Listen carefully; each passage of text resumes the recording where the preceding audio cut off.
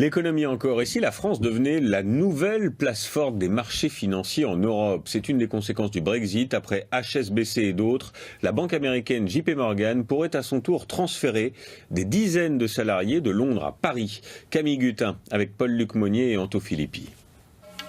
La City, bientôt à Paris. Après HSBC, Goldman Sachs ou encore Bank of America, JP Morgan envisage de déplacer 200 de ses employés de Londres à Paris. Depuis des mois, le patron de la banque s'inquiète des conséquences du Brexit. Si nous ne trouvons pas d'accords commerciaux ou de législation réciproque, ce sera mauvais pour l'emploi. Vous pourriez déplacer des postes? 4000? Oui, même plus que 4000. Pour ce financier de la City à Londres, plus que le nombre, cette annonce est surtout symbolique, elle renforce l'image de la France. Un déménagement à Paris de JP Morgan, c'est très important. Cela veut dire que les réformes d'Emmanuel Macron sur le code du travail, les taxes, ont eu un effet très positif.